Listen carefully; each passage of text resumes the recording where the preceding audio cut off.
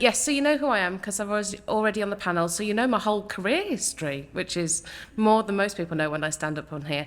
But I just wanted to share that my next step in my career is to be consulting. So I've set up my own consulting business that offers support for organisations to develop, refresh, or activate their EVP and employer brand with the catchy title, the EVP Consultancy, just in case you weren't clear what I do. So that's me. And I'm going to talk about putting DEI at the centre of your EVP and employer brand strategy.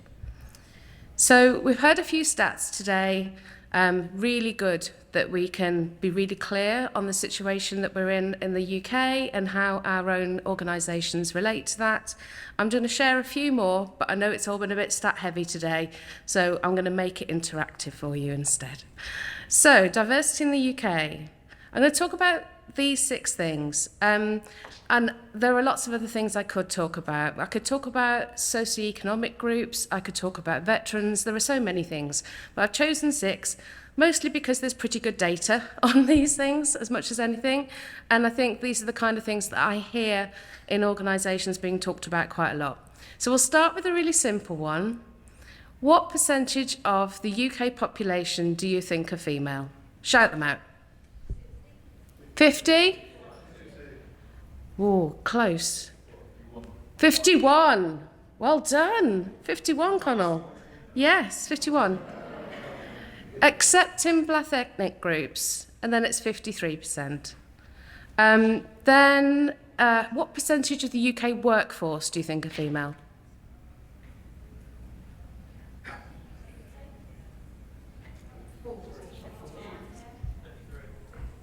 48%. It's not too bad. It's come a long way in the last few years. So we didn't have quite the stat earlier with the data around ethnicity, but and I've only called it non-white because that's what ONS call it in their report. But what proportion of the UK population do you think are non-white? 16's close. A little bit higher than 16. 18, yes. And it's gone up from 14 just 10 years ago. That's quite a big shift in 10 years, right? So what proportion of the workforce do you think are non-white? Higher or lower? I could do like Bruce Forsyth, couldn't I? And do, for those who are old enough to remember, play your cards right. 14. No, it's 19. It's not far off, actually. Not far off what the general population is. Then disability? Any guesses? Number of people in the UK population who have a disability? 24. It's quite high, actually. What do you think that looks like in the workforce?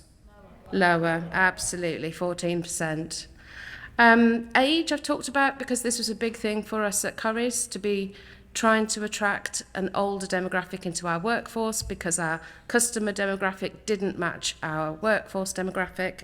What percentage of the UK population do you think are between 50 and 65?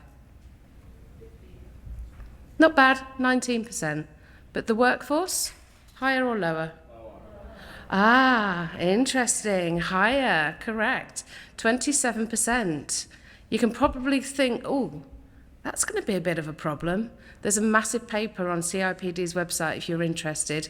In the next 10 years, we're going to have a real labour shortage when this group of 50 to 65-year-olds retire because there aren't enough people coming up through the age groups to replace them.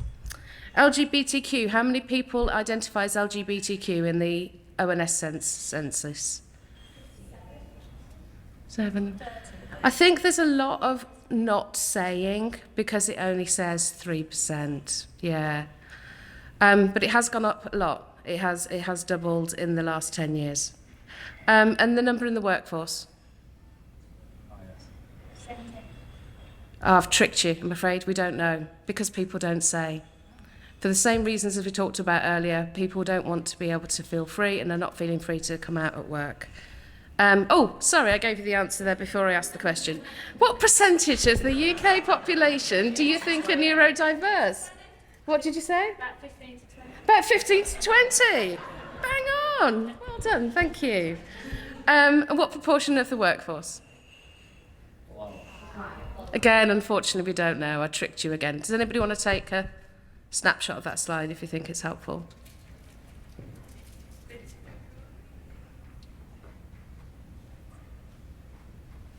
Okay. I feel like I'm in a wedding now. Everyone keeps, no, me next, yes.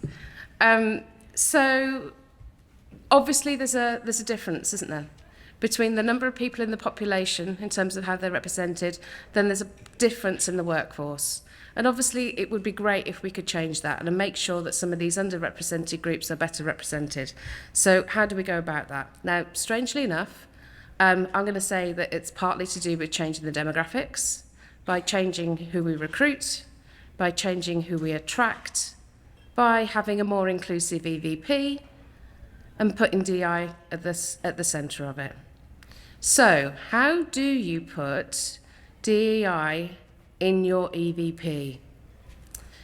So the first part, I'm just going to talk a little bit about the difference between EVP, employer brand, and recruitment marketing first. So we're right late in the day and all of your eyes are doing this. So hopefully just the images of what you're about to see are going to lift your sugar levels, because I'm going to first of all talk about Mars bars. So this is how I talk about the difference. And I do this with board members in big organisations, and suddenly they get it. So the EVP is the Mars bar in its raw state. It's not the raw ingredients, it's not sugar and cocoa beans, that's the employee experience. But here, you've already put together nougat, caramel and milk chocolate. That's the EVP. That's what you get in exchange for working in the organisation, and that's what you get in exchange for 95 pence or however much it is these days. Okay?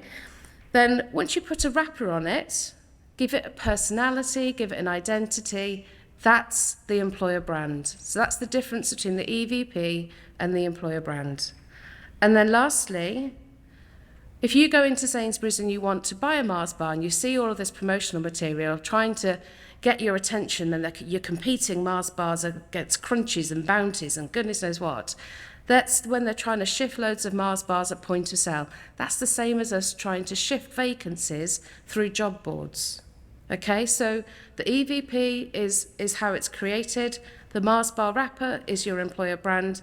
And then when you're trying to actually convert attraction for your brand, your employer brand, into filling roles, that's recruitment marketing. So that's my definition of the three. So I'm going to be talking about the left-hand side today, mostly talking about that Mars bar without a wrapper on it. So in terms of how to create an EVP, I always look at 4 things. And they are how attractive your brand is, how authentic it is, how distinctive it is, and how future-proof it is. So attractive means that it's relevant to the target talent segments that you want. And I've been specific here about saying the target talent segments. With an EVP, do not try to attract everyone. Do not try to be relevant to everyone. You will need to decide strategically, with something as wonderful like a strategic workforce plan, exactly what you want your organisation to look like, and focus on those segments as part of the EVP methodology. The second part is about authenticity. Now, we know if we sell a load of rubbish in terms of telling people what it's like to work here, and then they get in, they're going to be either disappointed or they're just going to leave. So attrition does nothing for anybody, does it? It's a complete waste of time and money.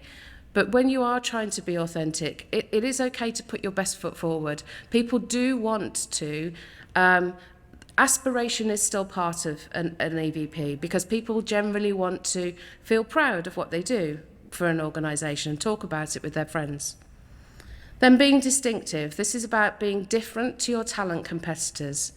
And I've had lots of conversations with people who don't actually know who their talent competitors are within an organisation. I'll share with you, we are fairly Chatham House rules here, aren't we?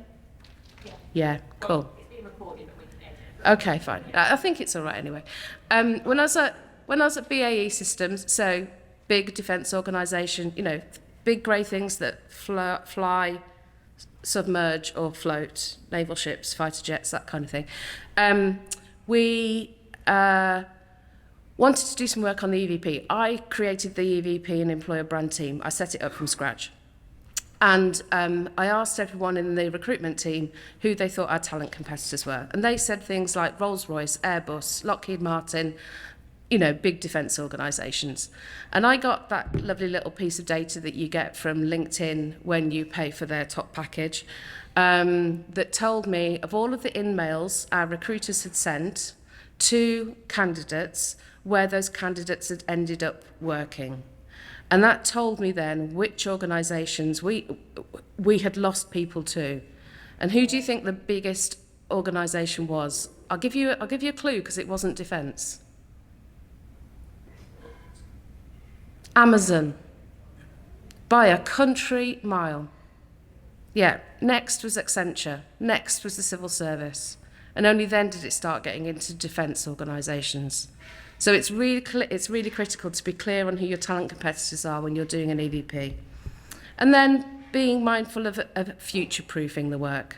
So you need to be looking ahead at what talent trends are working, future of work trends, and be thinking about those so that you don't just create an EVP for 2023, you create one that's going to have some longevity for the next few years.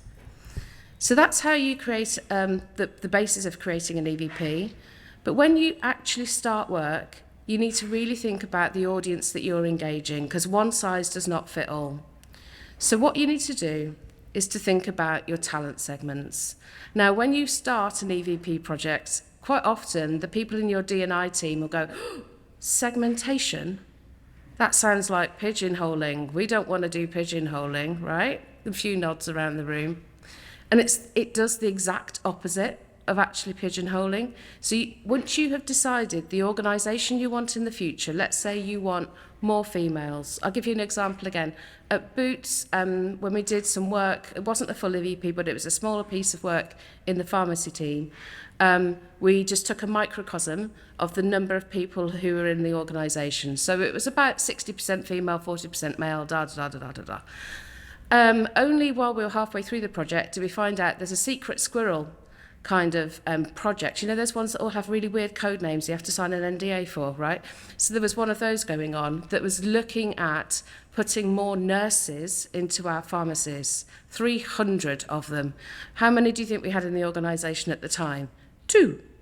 So I couldn't have represented those people, the future workforce that we wanted, into the focus groups within the EVP without knowing that. Yeah? So when you do an EVP, it's really important to look ahead to the future. So there are 5 areas to choose from when you do talent segments. The first one is your hard to fills. You all know these, they're obvious. Software engineers, finance, legal, whatever it is in your organisation. Bread and butter roles. So these are your big roles where your organisation can't operate from one day to the next without these people. Those kinds of roles, right? Future skills. This is where it gets a little bit more tricky, right? Data scientists, solution architects, transformation, scrum leaders, whatever. You need to think how many of those you want in the future. Again, hopefully it's in your strategic workforce plan if your organisation has one. I've still never seen one. Pipeline. So these are the people who are going to be your succession. So obviously it's things like grads and apprenticeship schemes. It can be career returners, reskilling programs. And I like to include high potentials in here as well. So you group those together because you know that they're the people who are going to build up into your leadership team. And then the last one is to think about diversity. So think about what your targets are, whether you call them targets or not, what your aspiration is, what you would like the demographic of your workforce to look like in the future, and then build that into the methodology of your EVP in advance. Otherwise, you'll end up with the same organisation in the future as you've got today. It won't change. Does that make sense? Cool. Once you've got that, those segments then become pivotal in your EVP. So if you imagine you've chosen different ones from those segments and you called them A to F for now. For this is an EVP structure. If anyone's ever seen an EVP architecture, it has the brand, vision, purpose, values. You have an overarching proposition, then you then have some pillars. And then underneath it, you can look at your talent segments and say which of the pillars are most relevant to each of your segments. This then is the foundation for both your channel strategy, your content strategy, your internal engagement strategy for your EVP. Okay, does that make sense? So it's all built around that thinking, that strategic thinking around your future workforce. So then into employer brand. The first thing, I'm going to tell you about 4 things about employer brand that you need to really think about if you want to ensure that DEI is at the heart of it. The first thing is about tell the truth. We've touched on it a little bit today. You know, this kind of rainbow washing stuff that people do when it's June, Black History, and oh God, people jump on it like it's a bandwagon. And also people tend to talk very much about where they want to be in the future rather than where they are now. And we've tested that with focus groups in the past. It really jars. It creates real skepticism in people's minds. It's much more powerful to talk about where you were to where you are today, and then talk about your aspiration for the future, rather than just talking about the future bit. It sounds like you're trying to pull the wool over people's eyes. The second thing is to think about your target audience. So by this I mean ask really difficult questions of your media owners, okay? So if you are running grads and apprentice schemes, for example, ask Sunday Times Top 100, what is the demographic that they have for that media? How does that compare to Rate My Apprenticeship, or you know, all of those things. When I was at BAE, I totally changed the media mix because it was heavily male related and I needed to attract more females into engineering. So it's about understanding the demographics of the different media. Then advocacy. Advocacy is so powerful. If you do nothing else on any of this presentation, I would say think differently about advocacy. Does anybody know why advocacy works? Good, I can tell you then. So advocacy works because we have these clever things in our brains called mirror neurons. They were only discovered in the 1990s, and they trigger in your brain when you are hearing somebody talk about something that they are passionate about in a passionate way. We are designed as a species to want to connect with each other. We're designed to be tribal. We're designed to empathize with each other. So when you see somebody speak passionately about something, that passion transfers to you. Your mirror neurons in your brain connect with that, and it increases the believability of the message that you're hearing. Bit of neuroscience for you. So if you do nothing else, advocacy is the way to go. Then lastly, this sounds a bit obvious, but I can't stress enough that when you have materials, content, think really carefully about visual representation, that you really are reflecting the mix of people you have in your organisation. But there is a watch out. It's quite a big watch out, I'm sorry. Could you stand up if you've used ChatGPT?